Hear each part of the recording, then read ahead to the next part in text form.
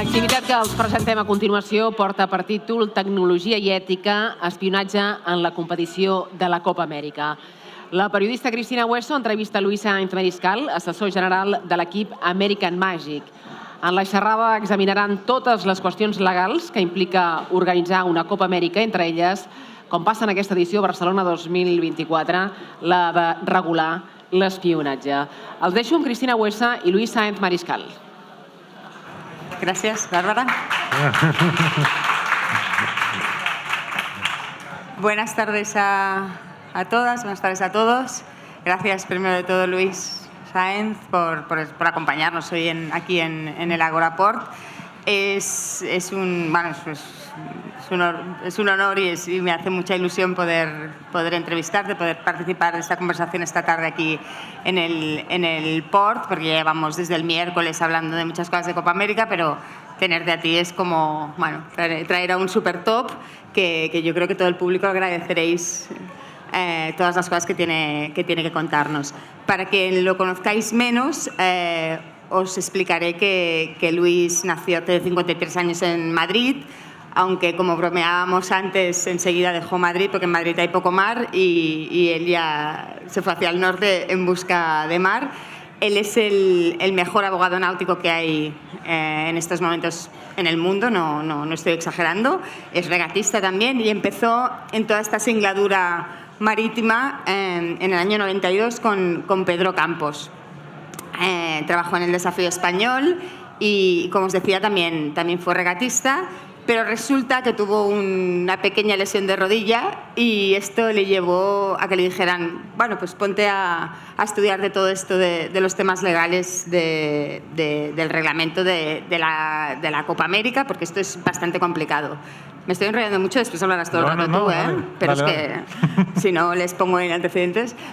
Pues como os decía, él se puso a estudiar todo lo que tenía que ver con los temas legales, porque estudiaba en aquel momento Derecho en la Universidad Complutense de Madrid, y también se lo estudió, que resultó ser eso, el experto mundial en estos asuntos. Ahora mismo es el jefe de Asuntos Legales y consejero general de American Magic, como podéis ver por su camiseta, por su polo, y también colabora con America's Cup Events, que es, como sabéis, también la organización del acontecimiento que tendremos el año que viene en Barcelona, que los tenemos ahí delante, porque también es pues eso, muy amigo de Grant Dalton, del CEO de America's Cup Events. Y pues eso, ha trabajado, como os comentaba, con españoles. En su momento los americanos lo acabaron contratando porque les ganó un caso, les dio rabia y entonces lo ficharon. Ha trabajado con italianos, con prácticamente todos los equipos. Fue también uno de los responsables de que la Copa América de Vela llegara a España. Estuvo en la candidatura valenciana y después también a la hora de elegir y de marcar las normas y las reglas del contrato con Barcelona para que llegara aquí a Cataluña, pues Luis también estaba en todo este asunto. A mí me gustaría, después de todo esto que os he contado, que él mismo nos explicara exactamente por qué es tan importante todo lo que tiene que ver con los asuntos legales en la Copa América de Vela. Hay un documento del cual hablamos normalmente, que es el Deed of Gift, y me gustaría que nuestro público supiera más o menos qué es el Deed of Gift y para qué sirve exactamente, a qué os ayuda en todo este lío que tenéis. ¿Te lo sabes de memoria, por cierto? Yo creo que sí. Mira, ahí está entrando Alingui, por cierto, el barco de Copa América. ¿Ves? Justo en ese momento. Bueno, la manera como ha llegado, también os lo tengo que decir, es que él ha cruzado desde el otro lado, desde su base, ha hecho que en vez de dar toda la vuelta, lo cogieran con un bote y lo trajeran hasta aquí, que verá, que aquí al final este puerto nos permite ver en todo momento dónde estamos todos. Pues muchas gracias, Cristina, por la introducción. El Deed of Gift es el documento que fundamenta las reglas de la Copa América. Al final, la Copa América es un juego. Y saberte las reglas en cualquier juego te da ventaja. Entonces, por eso es importante saberte las reglas, porque juegas mejor, ya sea al dominó, a las cartas o a la Copa América. Lo que ocurre con el Deed of Gift es extraordinario, porque la Copa América es el trofeo deportivo más antiguo del mundo. El trofeo en sí es de 1848, lo ganó la Goleta América en el 1851 y en el 1853, el dueño que quedaba de la copa, los que eran propietarios de la copa, hizo el deed of gift. Lo que quiere decir deed of gift es escritura de donación, y lo que dijeron es: nosotros que tenemos esta copa, te la donamos a ti, Club de Yates de Nueva York, pero no para que la tengas tú para siempre, sino que tienes que aceptar cualquier desafío de cualquier club del mundo que sea que quieran. Tú tienes que navegar estas regatas a vela, poneros de acuerdo si queréis en las reglas de cómo lo hacéis, pero si no, estas son las reglas estas son las y el que te gane se va con la Copa América con estas mismas condiciones. Y eso es el deed of gift, es la donación y las condiciones que marcan la esencia de la Copa América y las que crean realmente el evento. Este es un documento no demasiado concreto, como seguro que nos tienes que contar. Entonces, estos resquicios, las palabras, que al final es a lo que nos dedicamos abogados y periodistas, nos permiten muchas veces que esas cosas que quedan entre líneas, entrar por esos resquicios y averiguar o conseguir cosas que de otra manera serían más difíciles. Hay una de las anécdotas que también explican sobre tu actuación, sobre tu profesionalidad, que es justamente eso, ¿no? ¿Cómo conseguiste, y me gustaría que lo explicaras tú, que de repente dentro de un AC-50 no solo fueran tripulantes que utilizaban las manos y que utilizaban los molinillos, sino que también se pusieran a bordo de una bicicleta? Cuéntanos cómo fue eso. Bueno, todo surgió de una necesidad, que es que evidentemente una pierna es mucho más fuerte que un brazo. Con lo cual la energía que generas con el cuerpo, un ciclista genera más energía que la que puedes generar con un remero, por ejemplo, más vatios. Entonces, el objetivo era que la energía que tenías que desarrollar a bordo, pues que la pudieras hacer lo más eficaz posible. Había una regla que decía que todo el trabajo y la energía que tenías que hacer a bordo tenía que ser manual. Y entonces manual. Y entonces yo el objetivo que tenía es que lo pudieras hacer también con las piernas. Y entonces empecé a hacer una serie de preguntas que eran, pero un segundo, porque hay muchas cosas, hay botones que das con el pie. Si no estás apoyado bien con la pierna, no estás haciendo la energía realmente manual, porque tienes que meter todo el cuerpo. Y entonces toda una serie de preguntas para que al final se hartaran de mí y dijeran, bueno, pues, ¿qué quieres decir? Digo, bueno, pues que es manual en el sentido no de su primera acepción, de hecho con las manos, sino humana, que la generes con el cuerpo. Me dijeron, vale, pues te aceptamos esta definición. Esto fue en la pregunta y contrapregunta hacia la organización, ¿no? Para entendernos. Al comité de medición, los de reglas, los que interpretan cómo se hacen las reglas, y entonces al final todo el mundo aceptó que el concepto manual era igual a energía humana. Y entonces los demás se molestaron en suponer qué significaba eso, y nosotros desarrollamos en secreto pues las bicis para el barco, que lo hicimos todo en secreto dentro de la nave. Entrenábamos a todos los deportistas con las bicicletas, y bueno, eso no tan escondido. Luego les decíamos que llevaran pantalones grandes para que no se viera el jamón que llevaban y todas esas cosas. Y al final, cuando llegamos, la gente se pensaba que era mentira, que era para tomar el pelo, pero no, era de verdad. Era de verdad. Y ahora vuelven. Esa es también una de las ideas, el secretismo, ¿no? Entre los equipos siempre. Ahora, de momento, en Vilanoma lo que hemos visto es que había el mismo tipo de barco, todos erais iguales, y entonces, bueno, era un poco ver cómo estabais, si estabais más o menos en forma todos, pero cuando llega el momento de la verdad, sí que es cuando cada uno tendréis vuestro propio barco, el AC-75. ¿Habrá sorpresas? ¿Podrán pasar cosas como estas? Sí, sin lugar a dudas. Claro que sí. Cada equipo está buscando todas las oportunidades que tiene para hacer el barco más rápido. Las ideas más locas se experimentan y se consiguen realizar al final. Y el espionaje, unos os miráis a los otros, porque este año, también me gustaría que nos lo comentaras, este año hay una nueva modalidad desde la organización, que es poner los recon, que son los barcos de reconocimiento, y las imágenes de todo lo que hacen todos los barcos en todo momento, tanto en vídeo como en foto, se distribuyen para todos. De esta manera, evidentemente es mucho más sostenible, porque no tenemos barcos persiguiendo a los contrarios por allí, y después es menos peligroso. Pero más allá de eso, sí que continúa habiendo espionaje entre los diferentes equipos. Claro. Bueno, no me vas a contar lo que vais a mirar a los demás, pero...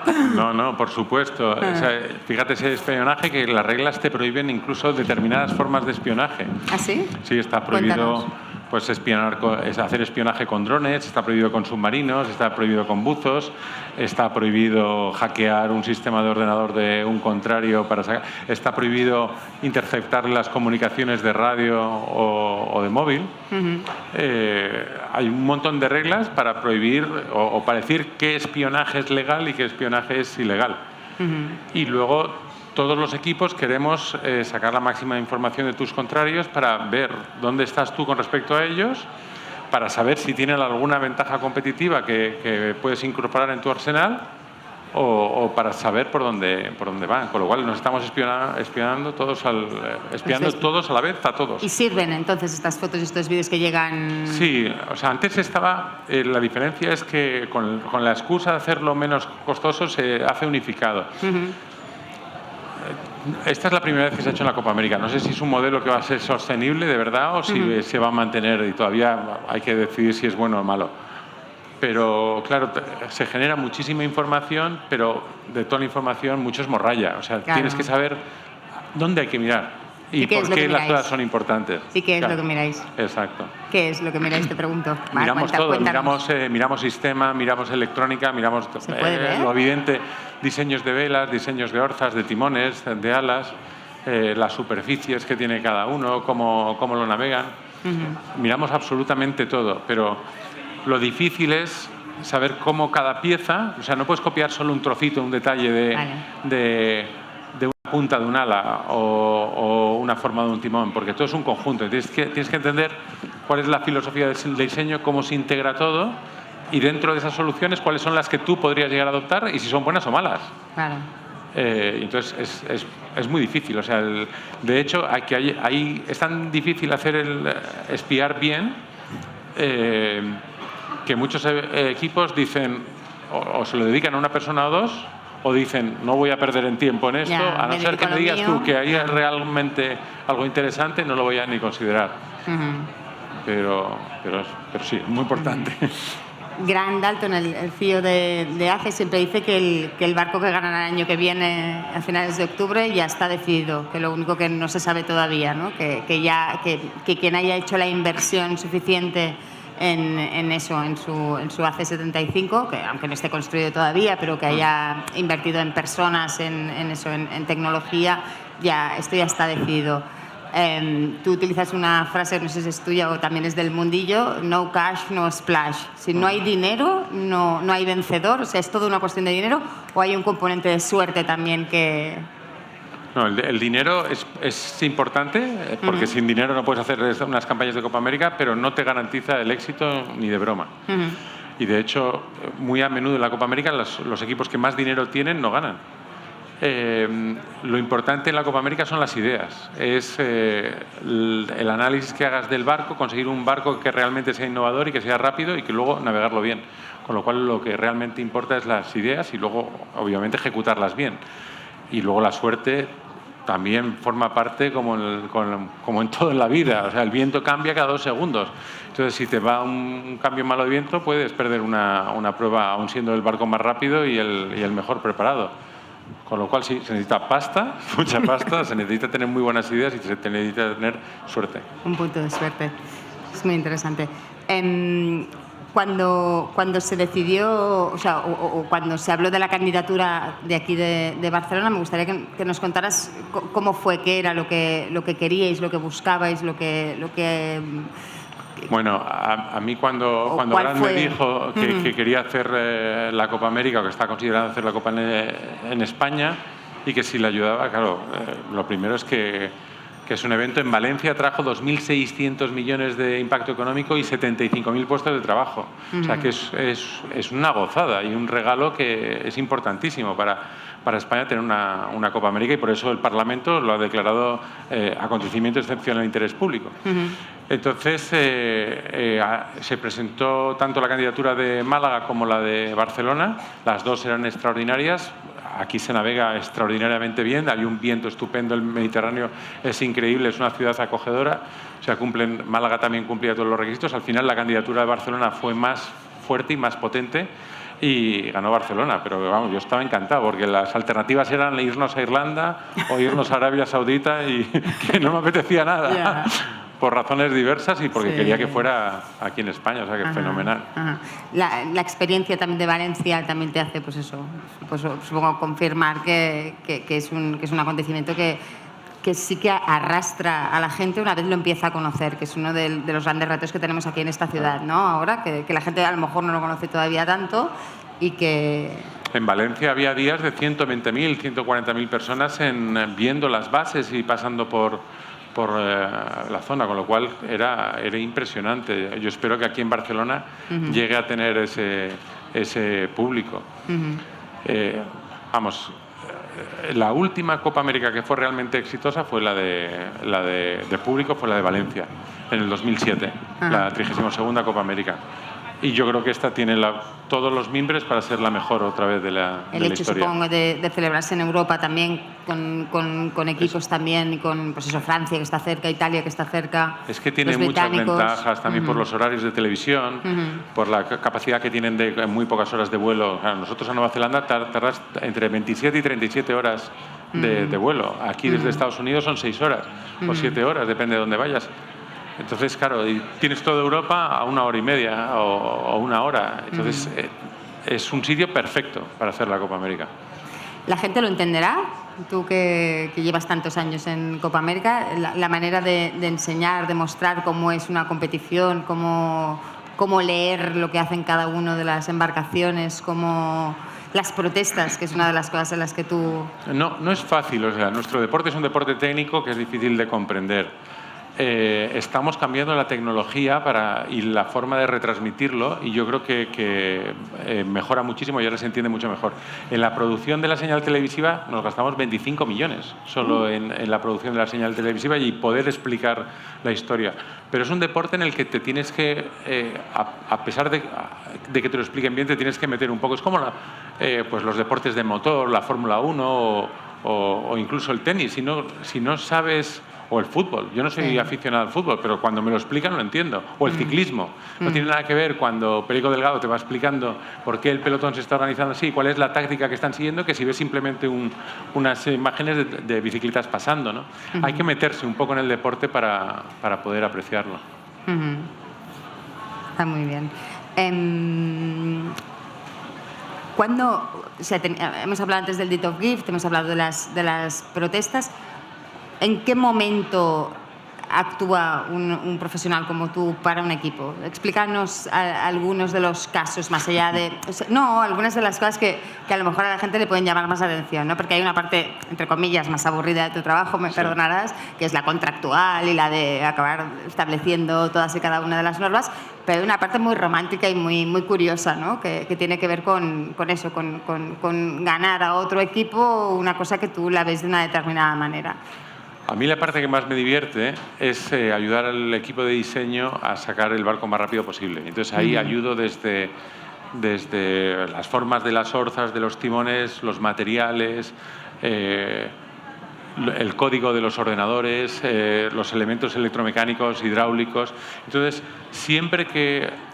las reglas lo que te dicen es que un barco de Copa América tiene que cumplir con estas reglas, pero yo no soy del departamento de cumplir con las reglas, yo soy el departamento de reventar las reglas. Entonces yo lo que intento hacer es decir, vale, permiten este material, vale, pero este otro así, o si lo utilizamos asado, es más ligero, más fuerte y tiene ventajas, vale, me pesan el peso de los tripulantes, pero ¿cómo es? Cuando puedo tener este ordenador es así, vale, pero yo lo puedo programar de esta otra forma.